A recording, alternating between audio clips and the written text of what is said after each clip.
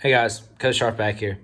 Um, was trying to do more on the last video. Kind of got cut off a couple problems in this page by a doorbell, so had to kind of pause the video. So I trimmed the last one to be the first two pages. So I'm just gonna pick back up where we are now. I don't think I included this. I think it was in the part that I trimmed, but I was actually mistaken earlier. Where we picked back off was page 34, not page 37. I was thinking at page 7 of functions. I guess I wrote 7 by accident. But if you're actually counting the whole pack, it's page 34, page 7 of functions. So this is page 36, page 9 of functions. All right, so the function f of n equals negative, parentheses 1 minus 4 to the n power represents a sequence. Again, we talked about the arithmetic and geometric sequences, the linear and exponential. We use some different terms for them. But again, the two sequences where you're counting a pattern and you're either adding or subtracting by the same number every time, or you're multiplying, or we said dividing, but really it's just multiplying, usually by a decimal, multiplying by the same number every time. So this function, okay, I'd already done the table. All right, so again, you're plugging in 1, 2, 3, 4, 5 into here, okay? You could put that in your calculator. All right, so if you look, I already had it left over from the fifth power, so I'll come change it to 1. So I've got negative, that's the white negative button, the small one, parentheses 1 minus 4. Then we're going to hit the caret button, which gives us our exponent, so we can do any exponent to the first power. So again, mathematically, what you're really saying here is I'm doing 4 to the first power, which is 4. 1 minus that, so 1 minus 4, which would be negative 3. Now I have to take negative 3, so it should give us positive 3, which it does. All right, and then you can arrow back up into it, change that to 2, hit enter. That gives us that 15 that I showed. 3. So y'all can see the pattern picks up. So it gave me this table right here, okay? These are my inputs. These are the outputs. So when I'm evaluating my function for 1, the function has a value of 3. When I'm evaluating the function for 2, an input of 2, it has a value of 15. So on, so on, so on. If you're good with your exponents and all that, your exponential, factoring it out, like, 2, 2, 4, 8, 16, 32, 64, 128, all that, 3, 9, 27, 81. You'll notice these are 1 less than the ones for 4. 4, 16, 64, 256, 1024, all right? Again, you don't really have to know this, but mathematically, just showing y'all. So how we kind of get to that is, so I'm taking this and rewriting. I'm putting the minus 4 to the n power first. So move that in front using the commutative property. And then this again, the 1 inside the parentheses is a positive 1 inside the parentheses, so I'm flipping spots with that. All right, so positive 1 goes to the back, negative 4 to the n power goes to the front, this negative is outside, right? So then this negative is distributed through here. So negative 4 to the n power becomes positive, positive 1 becomes negative 1. So this 4 to the nth power minus 1. So again, it's all of these. You would subtract 1 and get those, okay? We also want domain and range. Again, we've seen that with some of these before. Again, it's just the numbers that were actually given. So the domain is 1, 2, 3, 4, 5. Our range, again, range is domain's x values, range is y values, inputs, outputs, however you want to say it. Gives me that for my range. All right. And so the next problem says consider this pattern. We got some squares, right? Which recursive formula represents the sequence that represents this pattern? So again, we're always going to be starting with A1, right? So for A1, I'm starting it here, right? So I'm plugging in 1 wherever I see n. So this would be 4 to the 1 minus 1 power, which is 4 to the 0, which I had down there. 4 to the 0 is 1, right? If I plugged in 2,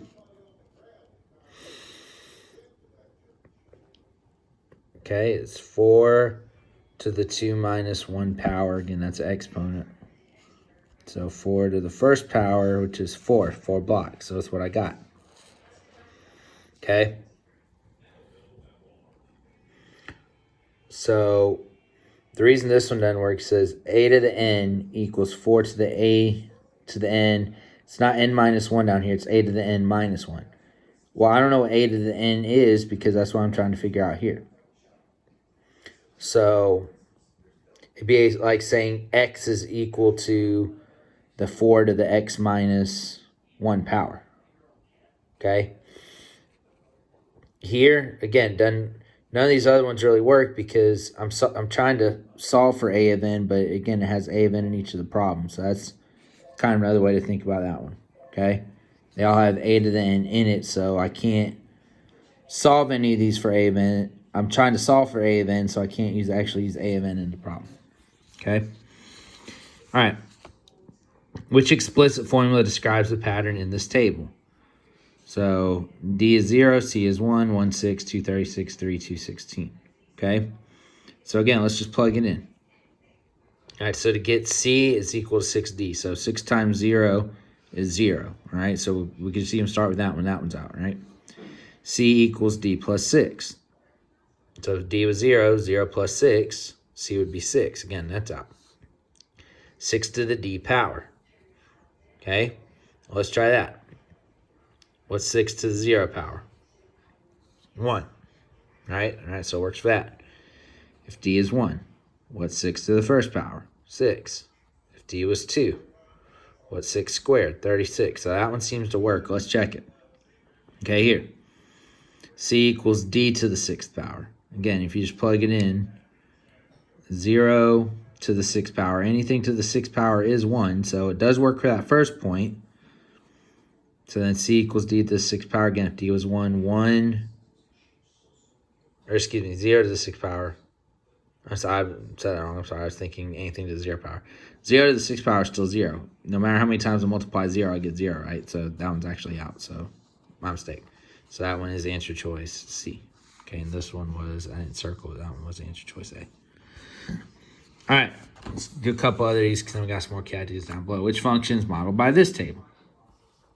1, output is 1,000. 2, output's 800. 3, 540. 4, 512. So again, if you're thinking linear or exponential functions, it goes down by 200. This goes down by 160. Then it goes down by 128, I believe. So it's not going down by the same amount. So again, if we were adding or subtracting, it'd be going down by the same amount every time, right? So this actually, again, you can either say dividing or again multiplying by decimal.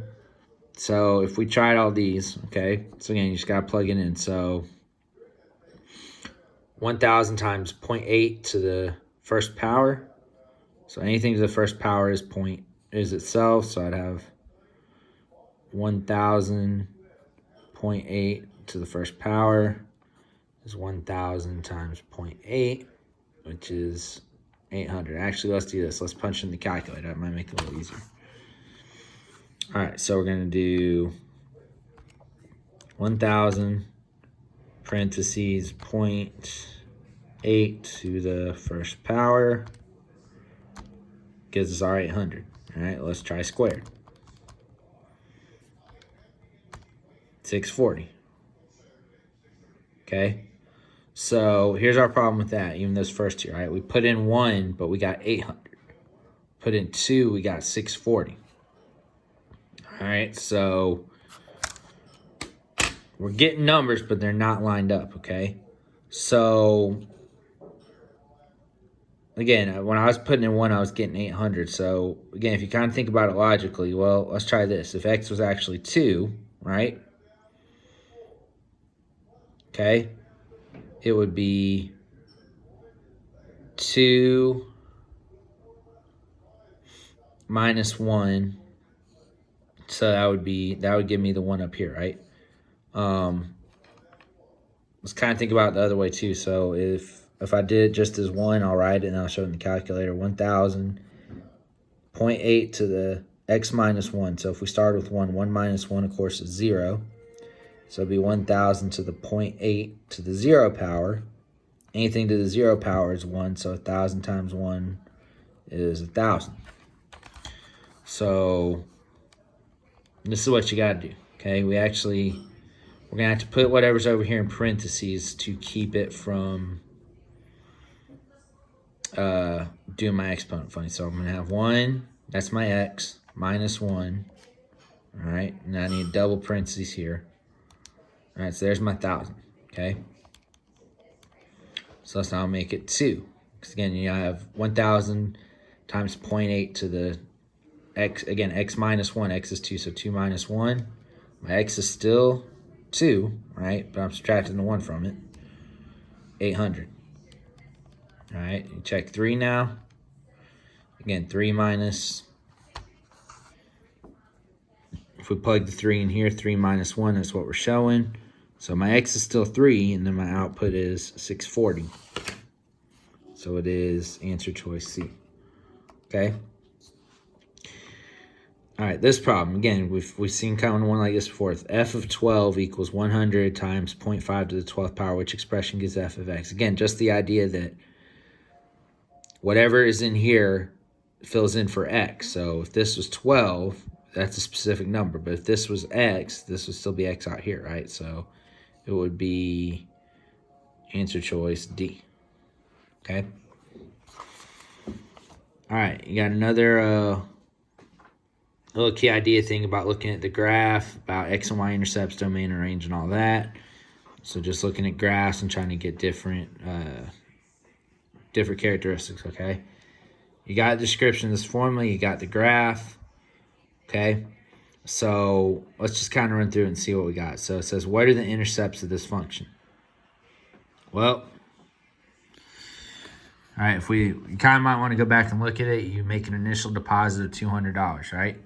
So that's where you start, and as you're making money, it goes up, right? It's going up, so it's never going to go down. So we have a y-intercept of 200. So you can say 200 or 0, 200. I'll just put that. There's not going to be an x-intercept since it's going up. Never is going to turn back down toward the x-axis, okay? What's the domain of the function? Well, again, look at your x. We're starting at 0 for x because, again, this is time. You can't have negative time. So we're starting at 0, and then we're going to infinity. Again, you could, assuming banking systems, stayed around forever, you could have it invested, for infinity. Why are all t values non-negative? So, again, that's what I was just saying. We can't calculate negative time. If you want to think about it specifically in this instance, again, you can't have the time before you invested that $200. So you can't go backwards and say, you'd have less money in the bank. You put the $200 in and then it starts to grow. Okay? What's the range of the function?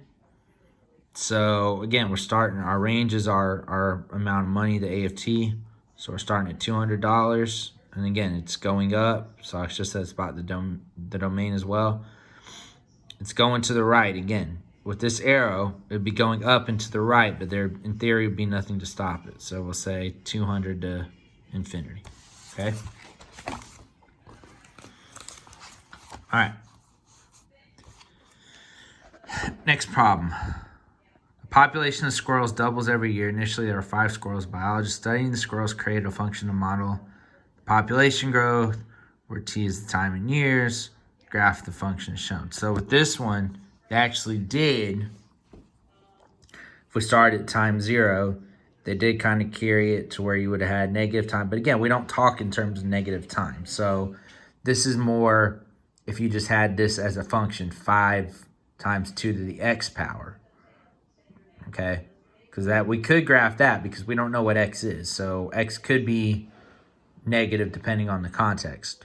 Okay? All right. But we're still looking at this whole graph. So it says, which values best describe the range of the population? Okay? But again, we're still looking from 0. If you actually look at the answer choices, see what makes sense. All right? You're still starting at your initial 5 squirrels, okay? Any real number. Well, again, any real number is anything positive or negative. It could be whole numbers. It could be decimals, terminating decimals, repeating decimals. It could be irrational numbers like pi. Pi is a real number. So no, it's not that. Any whole number greater than 0. Well, again, our ranges are what's going up and down. It's our population of our squirrels based on time. That's what our function is. So we're starting with 5 squirrels. So we're already starting at 5, right? Okay.